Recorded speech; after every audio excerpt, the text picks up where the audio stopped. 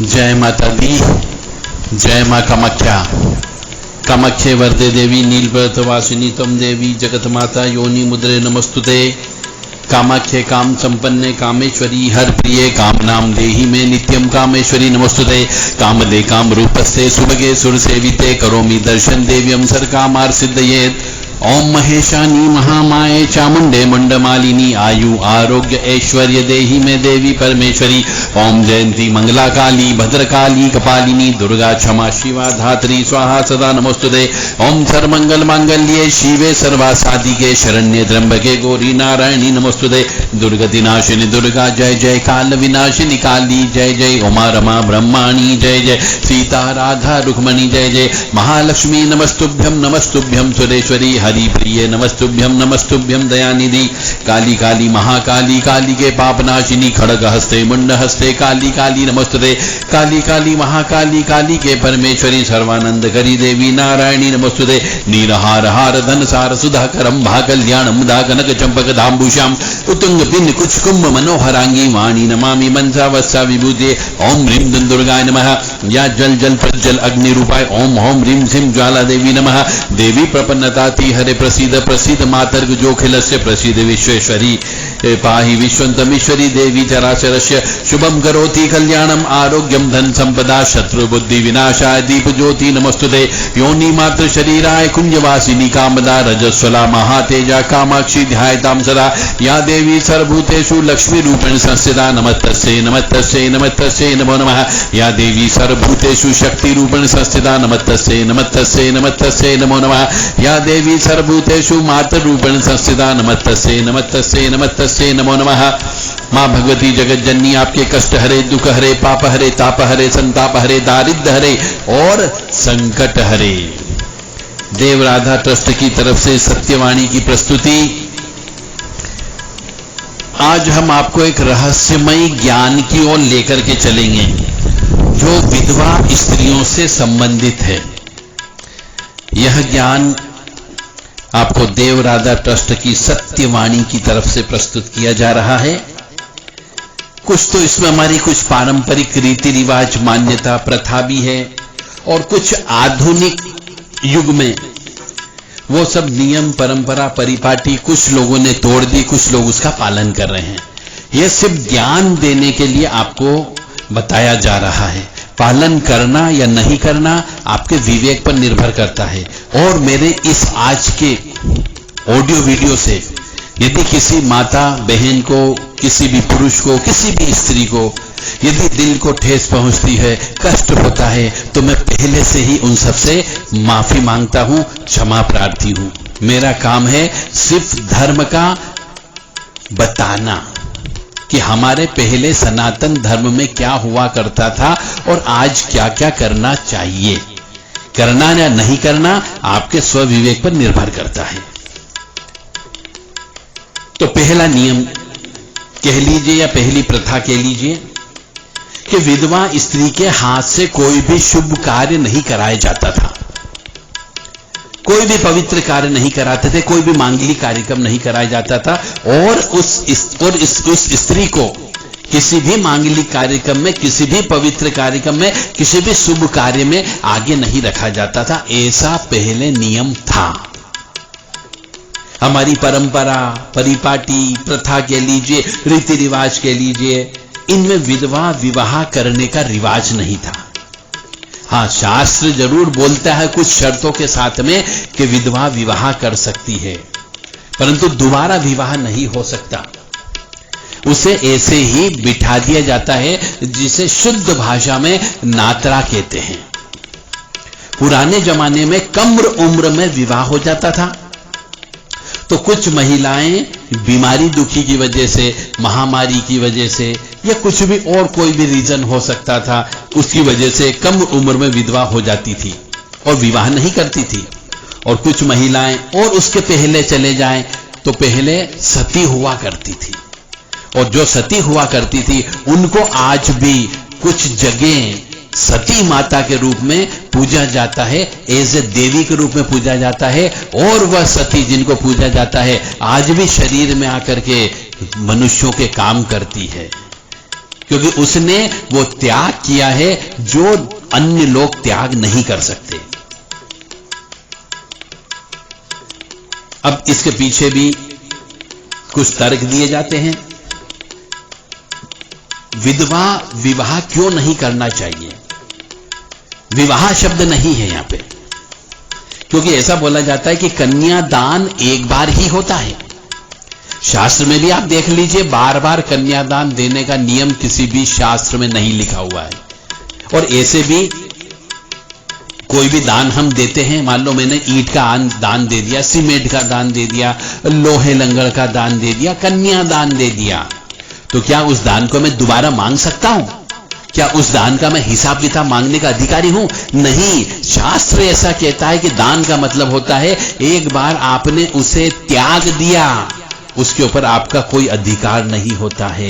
इसलिए दोबारा से एक लड़की का, एक स्त्री का एक बार कन्यादान यदि हो गया विधि विधान से, तो दोबारा से कन्यादान नहीं होता है। इसलिए दोबारा से विधवा का विवाह नहीं हो सकता है, उसे आप कहीं पर बिठा सकते हो। विधवाओं को मांगलिक कार्यक्रम में हमेशा दूर रखा जाता है, आगे नहीं लाया जाता है। उसके पीछे भी कारण दिया जाता है कि साहब विधवा महिला को आगे इसलिए नहीं लाया जाता है क्योंकि उसका दोबारा से विवाह नहीं होना है। कोई मनुष्य उसको देखेगा, वो किसी और को देखेगी और दोनों का आपस में प्रेम संबंध हो सकता है, इसलिए उसको आगे नहीं लाया जाता है। बस, और कोई रीजन नहीं था उसके पीछे। इसलिए परंतु आजकल ऐसा कोई नियम नहीं है। आजकल विधवाएं भी विवाह कर रही है और 2-2, 3-3 विवाह कर रही है। इसलिए अब विधवा को मांगलिक कार्यक्रम में शामिल नहीं होने पर कोई प्रतिबंध नहीं है, वो शामिल होती है। अब प्रश्न यह आता है कि क्या विधवाएं अपशकुन होती है? ये बहुत रहस्यमय प्रश्न है। क्या विधवाएं अपशकुन होती है? क्योंकि पिछले जन्म के पाप कर्म साथ चलते हैं। मेरे मतानुसार एक स्त्री विधवा या एक पुरुष विधुर तब होता है जब उसके पाप कर्म साथ चलते हो। इसलिए स्त्रियां विधवा होती है और पुरुष विधुर होता है, यानी कि उसने पिछले जन्म में पाप कर्म किए हैं, ऐसे पाप कर्म किए कि उसे बिना स्त्री के रहना है या स्त्री को बिना पति के रहना है। तो इसका मतलब यह है कि विधवा स्त्री इसलिए अपशकुन मानी जाती थी कि उसके पाप कर्म साथ चलते थे।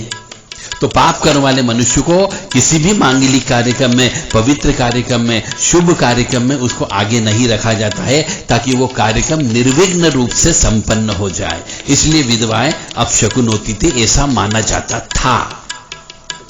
विधवा को विवाह करने का अधिकार है, ये कंफर्म है। शास्त्र में कई जगह लिखा हुआ है कि विवाह कर सकती है, पर उसके साथ कुछ शर्तें दी गई है, वो मैं आगे आपको बताने वाला हूं।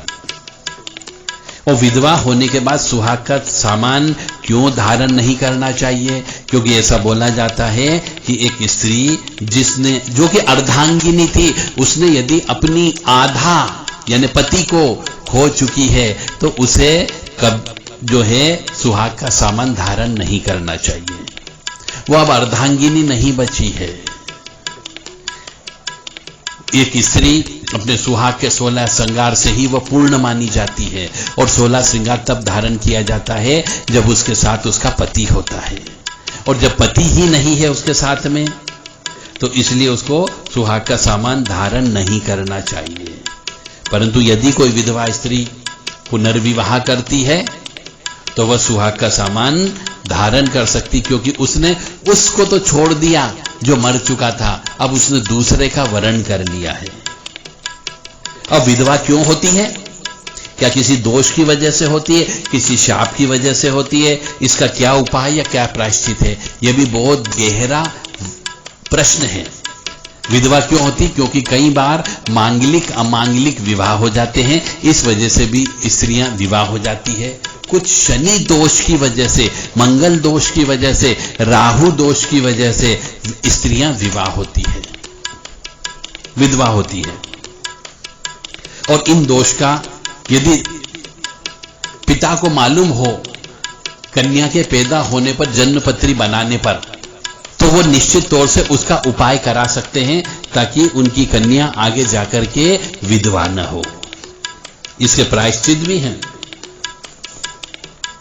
गरुड़ पुराण के अनुसार, मैं सिर्फ आपको ज्ञान दे रहा हूं, मैं ये नहीं कह रहा कि आप इसको मानो या न मानो। मानते हो तो आपके ऊपर निर्भर करता है कि हाँ आपने शास्त्र का पालन किया, नहीं करोगे तो भी कोई बात नहीं है। उसके आगे का जो भी पाप कर्म उत्पन्न होगा, पुण्य कर्म उत्पन्न होगा, वह आपको ही भोगना है। क्योंकि ऐसा बोला जाता है जैसे खेत में हम बीज बो करके आए हैं वैसे ही हमें फल की प्राप्ति होना है।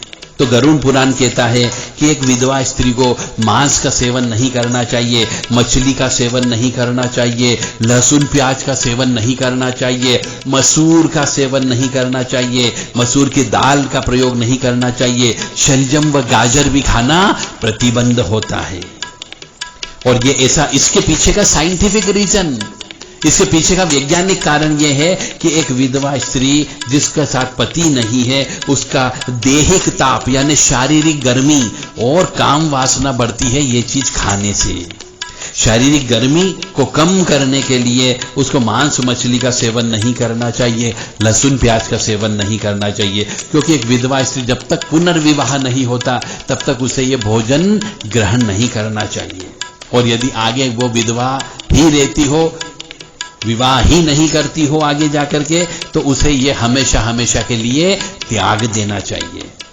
अब गरुड़ पुराण के अनुसार विधवा स्त्री का यदि वो जो शाप लगा हुआ है उसको, जिसकी वजह से विधवा का शाप लग गया, और उसके विनुर्मुक्ति के लिए, उसको समाप्त करने के लिए कि अगले जन्म में वो विधवा न हो, इसके लिए उसे एकादशी का व्रत, हर एकादशी का व्रत करना चाहिए, ऐसा गरुड़ पुराण कहता है।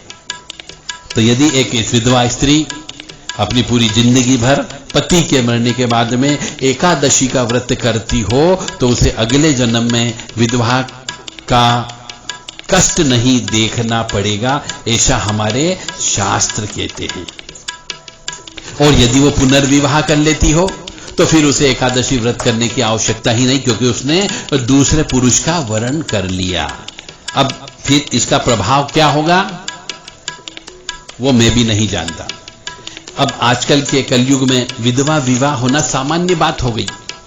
शास्त्र के अनुसार विवाह हो गया परंतु उसका कौमार्य भंग नहीं हुआ, वह अक्षत है, ब्रह्मचर्य व्रत में रही है, और विधवा हो जाए तो उसका पुनर्विवाह किया जा सकता है, किसी भी प्रकार का पाप कर्म नहीं लगेगा। शास्त्रों के अनुसार ऐसा भी शास्त्र कहते हैं कि ब्राह्मण वर्ण की कन्या को दोबारा विवाह करने की आज्ञा नहीं है, परंतु यदि करती है तो उनके यहां पर दुष्ट प्रकृति का बालक उत्पन्न होता है, राक्षसी प्रवृत्ति वाला बच्चा उत्पन्न होता है जो संपूर्ण कुल को नीचा गिरा देता है। इसलिए बड़े बुजुर्ग कहते थे कि बच्चा पैदा न हो तो अच्छा, परंतु पैदा हो तो वंश का नाम उज्जवल करने वाला होना चाहिए। अब हमारे शास्त्र कहते हैं कि विवाह क्यों किया जाता है, तो शास्त्र के अनुसार प्रजा के लिए विवाह किया जाता है। प्रजा का मतलब होता है वंश वृद्धि करने के लिए, सिर्फ बच्चे पैदा करने के लिए ही विवाह किया जाता है, यानी केवल वंश वृद्धि के लिए। यदि विधवा को पहले पति से बच्चे पैदा हो गए हो तो उसे दूसरा विवाह नहीं करना चाहिए। इसके पीछे भी वैज्ञानिक कारण है, चाहे उसकी उम्र कुछ भी हो। यदि पहले पति से बच्चा उत्पन्न हो गया हो तो उसे दूसरा विवाह नहीं करना चाहिए, ऐसा शास्त्र कहता है। मानना या नहीं मानना आपके ऊपर निर्भर करता है, परंतु यह कलयुग है। यहां पर मैं देखता हूं कि पति के मरने के बाद या पत्नी के मरने के बाद स्त्री और पुरुष दोनों 50 वर्ष और कहीं कहीं तो 60 वर्ष की महिला पुरुष भी विवाह कर रहे हैं, चाहे उनके पोते पोती उत्पन्न हो गए हो फिर भी विवाह हो रहे हैं। इसी से पता चल रहा है कि कलयुग बहुत आगे बढ़ चुका है, यानी कलयुग कोई धीमी गति से नहीं चल रहा है, बहुत स्पीड की गति से वह अपना कदम को आगे बढ़ा रहा है। शास्त्र कहता है कि सदाचारिणी स्त्रियों को दूसरा पति नहीं करना चाहिए। यानी एक बार विवाह हो गया, एक बार कन्यादान हो गया, एक बार किसी की अर्धांगिनी बन गई है तो वह सदाचारिणी स्त्री कहलाती है। और यदि वह विधवा हो जाती है तो उसे दूसरा पति नहीं करना चाहिए। यह सदाचारिणी स्त्री का नियम है। विधवा स्त्रियों के बारे में शास्त्र और भी कहता है कि यदि घर में यदि एक स्त्री विधवा हो जाती है और यदि उसका कोई देवर है तो उस देवर से विवाह की अनुमति प्रदान करता है। हिंदू समाज में पत्नी को पति की अर्धांगिनी माना गया है। तो यह कैसे संभव है कि आधे अंग की मृत्यु के बाद, यानी पति की मृत्यु के बाद आधा अंग पुनर्विवाह कर ले? मतलब बहुत सी जगह तर्क वितर्क दिए गए हैं कि विवाह नहीं करना चाहिए, पर यदि करते हैं तो दोष कहीं न कहीं पे उत्पन्न अवश्य होगा और उसका फल भी भोगना होगा। विवाह एक संस्कार है। ये भी अब और गहराई में हम जाते हैं कि विवाह जो है एक संस्कार होता है। हमारे यहाँ 16 संस्कार बनाए गए हैं। उन 16 संस्कार में हर संस्कार सिर्फ एक बार ही होता है। तो विवाह भी एक संस्कार है जो केवल एक बार ही संभव है, क्योंकि कन्यादान की प्रथा दोबारा संपन्न नहीं की जा सकती। तो विवाह एक बार ही होता है, बार बार विवाह नहीं होता है। अब पाराशर स्मृति क्या कहती है कि यदि पति लापता हो जाए, पति की मृत्यु हो जाए, पति नपुंसक निकल जाए, पति पागल हो जाए, कोई सन्यासी बन जाए, जाति से बहिष्कृत कर दे, पति पतित हो जाए या नास्तिक हो जाए, तो उसे छोड़ करके दूसरा विवाह किया जा सकता है। विधवा स्त्री यदि किसी से विवाह करती है तो उसे स्वर्ग या मोक्ष की कल्पना छोड़ देना चाहिए, ऐसा भी शास्त्र कहता है। अब आते हैं कि विधवा स्त्री वास्तव में विधवा क्यों हुई? क्या पिछले जन्म के पाप कर्म के फलस्वरूप तो पापिनी स्त्री हुई? उसे मांगलिक कार्यक्रम में आगे नहीं किया जाता है क्योंकि उसके पाप कर्म आड़े आ सकते हैं। क्योंकि हर स्त्री विधवा नहीं होती है, हर स्त्री का तलाक नहीं होता है, कुछ स्त्रियों का ही होता है जिनके भाग्य में ऐसा लिखा हुआ होता है। यानी कि जन्म पत्रिका में भी ये पता लगाया जा सकता है कि यह स्त्री अपने जिंदगी में विधवा होगी और कितने विवाह करेगी। इसलिए भी विधवा स्त्रियों को मांगलिक कार्यक्रम में आगे नहीं किया जाता है। हिंदू धर्म में तलाक शब्द नहीं है। यह पति की मौत के बाद विधवा के पहले यदि बच्चे हो गए हो तो पुनर्विवाह या दोबारा विवाह करने का स्पष्ट कहीं पर भी निर्देश नहीं है। इसलिए विवाह बहुत सोच समझकर करना चाहिए ताकि बाद में किसी भी प्रकार का कष्ट या परेशानी न हो। आजकल प्रेम विवाह बहुत सरल विधि हो गई है और तलाक उतना ही कठिन हो गया है, जबकि इसका उल्टा होना चाहिए था कि विवाह करने के पहले बहुत सोच समझ करके बहुत कठिन प्रक्रिया से गुजर करके विवाह करना चाहिए था और तलाक उतना आसानी से होना चाहिए था। कुछ कुछ जगह विधवा का विवाह किया जाता है जिसे नातरा शब्द का प्रयोग होता है। कोई स्त्री पुनर्विवाह करती है, इसके लिए वह स्वतंत्र है और सोच भी बदल रही है और साहस भी बदल रहा है। कुछ विधवा महिलाएं सज धज कर भी रहती है, रंगीन वस्त्र भी पहनती है और विवाह भी कर रही है, चाहे कन्यादान हो या न हो, फेरे लेते हो या न लेते हो। परंतु समाज के कुछ व्यक्तियों के सम्मुख कोर्ट में जाकर के विवाह कर लेते हैं, रजिस्टर्ड मैरिज कर लेते हैं, जिससे मंडप में हल्दी लगना, मंडप के अंदर जाना, तेल लगाना, मेहंदी लगाना, घोड़ी पर चढ़ना, तोरण इत्यादि किसी की जरूरत नहीं होती है। इसका अर्थ है कि यह विवाह नहीं है।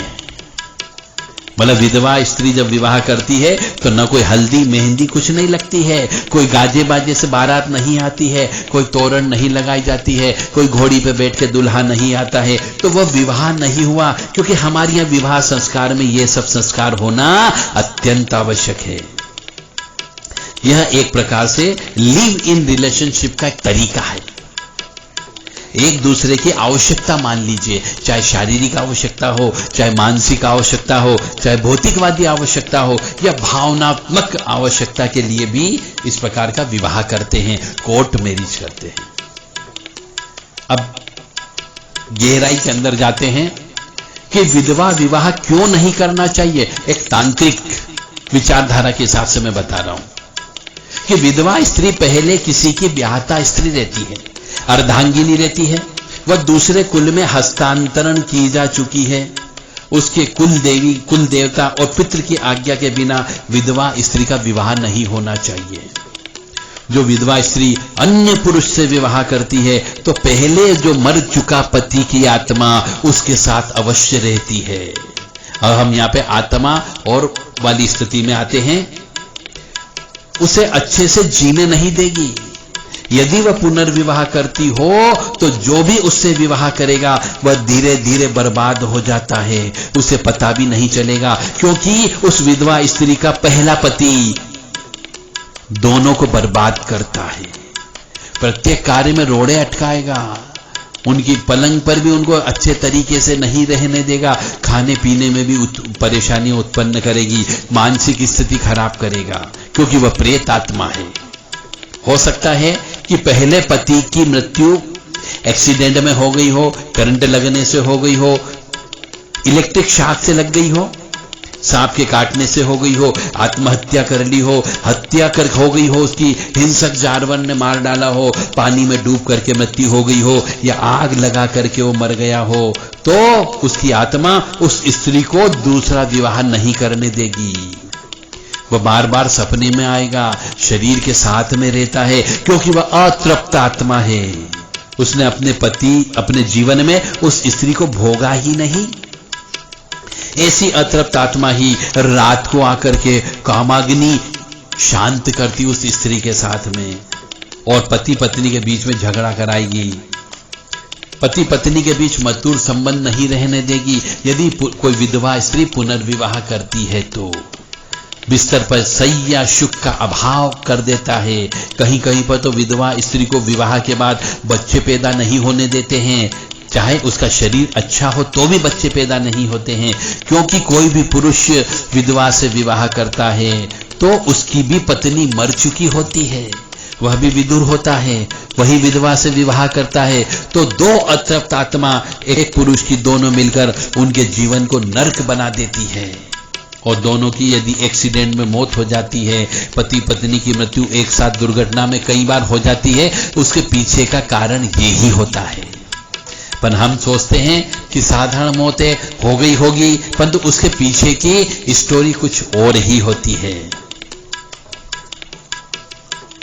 विधवा स्त्री का यदि बच्चा है, वह दूसरे पुरुष के साथ विवाह करती है तो बच्चों को भी साथ लेकर के जाती है, और वह बच्चा कई बार एडजस्ट नहीं कर पाता है। ऐसा भी देखने में आया है, जिसके साथ विवाह हो रहा है उसके भी बच्चे होते हैं कई बार, तो वो भी नई माता के साथ एडजस्ट नहीं कर पाते हैं। यही कारण है कि प्रेत आत्मा पितृ देवता, कुल देवी, सौतेले पिता और नए आए हुए बच्चों को मारता है, खाने पीने में कमी करता है, और नई माँ भी नए पति के बच्चों के साथ सौतेला व्यवहार करती है, जिससे घर में क्लेश होता है, अशांति होती है, और इसका कारण भी यह प्रेत आत्मा होती है जो विधवा हो चुकी है। मृत व्यक्ति की विधवा स्त्री या नपुंसक आदि की स्त्री से देवर या अन्य से बच्चा उत्पन्न होता है, वह क्षेत्रज बच्चा कहलाता है। वह पिंडदान वगैरह कर सकता है। जिस कन्या ने अपने पिता के घर कुंवारी अवस्था में ही गुप्त संयोग से पुत्र उत्पन्न किया हो, उसका वह पुत्र उसके विवाहित पति का कानीन पुत्र कहा जाता है, और वह पुत्र पिंडदान श्राद्ध कर्म नहीं कर सकता। विवाह के पहले से गर्भवती कन्या का जिस पुरुष के साथ विवाह होगा वह गर्भजात पुत्र उस पुरुष का सहोड़ पुत्र होगा। यानी कि एक स्त्री जिसका विवाह होने वाला है वह पहले से ही, विवाह के पहले से ही गर्भवती हो जाए और उसी पुरुष के साथ में विवाह करे जिससे वो गर्भवती हुई है, तो वह गर्भजात पुत्र कहलाता है और उस पुरुष का सहोड़ पुत्र कहलाता है। उसे ईश्वर मान्यता नहीं देता है। पति द्वारा त्यागी जाकर या विधवा स्त्री या स्वेच्छाचारिणी होकर पर पुरुष संयोग के द्वारा पुत्र उत्पन्न करते, वह पुत्र उस पुरुष का पुनर्भव पुत्र कहलाता है। यानी एक स्त्री को पति ने त्याग दिया, या फिर एक स्त्री विधवा हो गई, या फिर एक स्त्री अपनी मर्जी से स्वेच्छाचारिणी होकर किसी पराये पुरुष के द्वारा पुत्र उत्पन्न करती हो, तो वह उस पुरुष का पुनर्भव पुत्र कहलाता है। यानी कि पति के मरने के बाद अन्य पुरुष से उत्पन्न पुत्र गोलक पुत्र कहलाता है।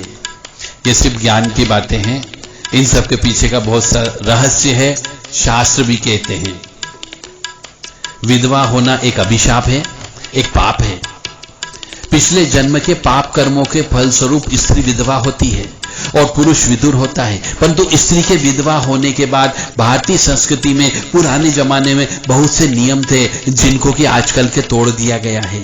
पहला नियम था कि सफेद कपड़ों में रहना, गरिष्ठ भोजन नहीं करना, सूर्यास्त के बाद भोजन नहीं करना, केवल पानी पी सकती थी, ईश्वर का नाम लेना, प्रभु में अपना ध्यान लगाना, मांगलिक कार्यक्रमों में शामिल नहीं होना, अधिकांश मनुष्यों से नहीं मिलना, श्रृंगार नहीं करना, आभूषण भी धारण नहीं करना। कुछ कुछ स्थानों पर तो उस स्त्री का, विधवा स्त्री का मुंडन भी किया जाता था। और यह नियम इसलिए बनाए गए थे कि पिछले जन्म के पाप कर्मों की सजा स्वरूप स्त्री विधवा होती है और ऐसा करना उसके कर्मों का प्रायश्चित कर्म है। यदि पापों का प्रायश्चित नहीं किया जाता है तो उन कर्मों को अगले जन्म में फिर भोगने के लिए तैयार रहना चाहिए, क्योंकि कर्म कभी भी पीछा नहीं छोड़ते हैं। जब तक कर्म फल भोग नहीं लिए जाते हैं वो कभी भी पीछा नहीं छोड़ेंगे, चाहे कितने ही जन्म आप ले लो। इसलिए विधवा होकर के यदि विवाह करना है तो बहुत सोच समझ करके विवाह करना चाहिए। और विशेष तौर से ऐसे व्यक्ति के साथ में जिसकी पत्नी भी मर चुकी हो। ऐसा ना हो कि वो मरी हुई पत्नी आपको परेशान करने लग जाए, या फिर विधवा स्त्री के साथ विवाह कर रहे हो तो उसके साथ में उसका पुराना पति, पहला पति तो साथ में नहीं है, ये अवश्य चेक कर लें, तो ही विधवा स्त्री के साथ विवाह करें, अन्यथा आप अपनी जिंदगी को बर्बाद कर दोगे। और ऐसा भी है, कुछ कुछ जगह हमने देखा है विधवा स्त्रियां करवा चौथ का व्रत रख रही है। मेरी नजर में तो नहीं करना चाहिए, परंतु कुछ कुछ जगह विधवा स्त्रियां करवा चौथ का व्रत रखती है और वो हर बार व्रत रखती है और उनको आभास कराती है कि हम आपको याद कर रहे हैं। ऐसा करके वो अपने परिवार और वंश का नाश कर रही है, क्योंकि किसी भी प्रेत आत्मा को बार बार यदि आप याद करोगे तो उसका पुनर्जन्म नहीं होगा, वह आपके यहाँ आकर के रहेगा और वह अपने आप को पुजवाने का काम करेगा। आप उसको बार बार बहुत ज्यादा याद करोगे तो वह शरीर में भी आने लग जाएगा, जिसको प्रेत दोष कहते हैं। और एक बार प्रेत दोष उत्पन्न हो गया तो कई जिंदगियां समाप्त कर देता है, आपके घर का सुख शांति नष्ट कर सकता है। इसलिए जो व्यक्ति मर चुका है उसे बार बार याद नहीं करना चाहिए। उनके नाम से ये करवा चौथ रख रहे हैं, ये न जाने क्यों कौन सी परिपाटी उत्पन्न कर रहे हैं। ये पितृ के रूप में पितरों की पूजा हो रही है। घर के अंदर देवी देवता की पूजा देवी देवता तक नहीं पहुंचेगी यदि आप ऐसे मरे हुए मनुष्यों की पूजा करोगे तो। मानो या न मानो, यह पूर्णतः सत्य है। नहीं मानोगे तो कष्ट भुगतने के लिए आप तैयार रहिएगा। मां भगवती जगत जननी आपको सद्बुद्धि प्रदान करे। आपने सुना, इसके लिए बहुत बहुत धन्यवाद। और यदि मेरे इन बातों से किसी को दुख हुआ हो, किसी के दिल को ठेस पहुंची हो, तो उन समस्त धर्म प्रेमी बंधुओं से मैं क्षमा प्रार्थी हूं। मां भगवती जगत जननी आद्य शक्ति भवानी आपको सुखी रखे, स्वस्थ रखे, प्रसन्न रखे। सर्वे भवन्तु सुखिनः, सर्वे सन्तु निरामया, सर्वे भद्राणि पश्यन्तु, मा कश्चित् दुःखभाग् भवेत्। लोका समस्ता सुखिनो भवन्तु, लोका समस्ता सुखिनो भवन्तु। ओम शांति शांति शांति।